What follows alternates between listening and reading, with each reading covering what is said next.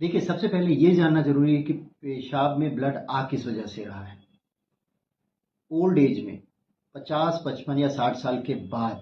जो सबसे बड़ा कारण पेशाब में ब्लड आने का है, वह है पेशाब की थैली का कैंसर। यदि पेशेंट उस एज ग्रुप में आता है, खास तौर पे उसकी स्मोकिंग या केमिकल एक्सपोजर की हिस्ट्री है, वो पेट्रोलियम पदार्थों के साथ ज़्यादा काम करता रहा है या किसी ऐसी फैक्ट्री में काम करता है जहाँ केमिकल्स यूज़ होते हैं,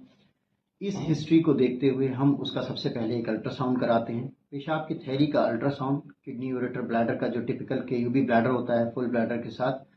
उस टेस्ट के साथ हम ये पता करते हैं कि क्या पेशाब की थैली में कोई गांठ या कोई ट्यूमर दिखाई दे रहा है। साथ ही यूरिन का रूटीन और कल्चर एग्जामिनेशन किया जाता है। साथ ही साइटोलॉजी का एक टेस्ट होता है, यूरिन का एग्जामिनेशन जांच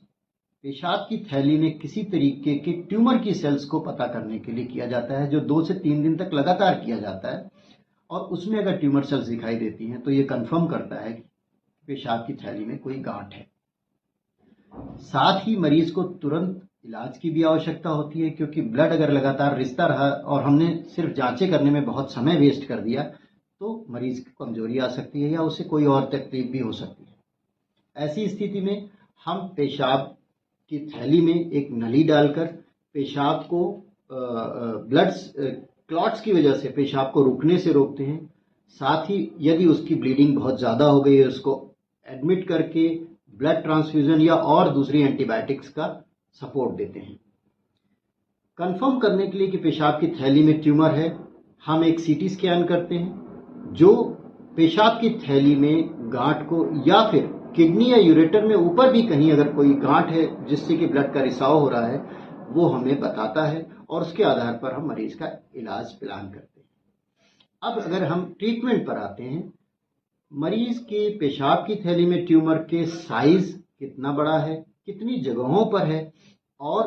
क्या वो सेसाइल है यानी ब्रॉड बेस है या कि एक पेंडुलम जैसा कोई एक एक पॉलिप जैसा है, इन सब के आधार पर उसकी हम बायोप्सी लेते हैं दूरबीन से पेशाब की थैली में जाके। आज की डेट में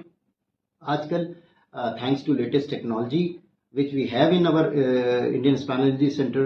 Department of Urology in our OT we do have,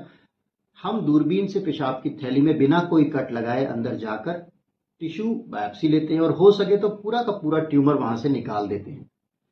उस ट्यूमर की हिस्टोपैथोलॉजी बायोप्सी करने के बाद और हिस्टोपैथोलॉजी की रिपोर्ट के आधार पर आगे हम उस ट्यूमर का इलाज निर्धारित करते हैं।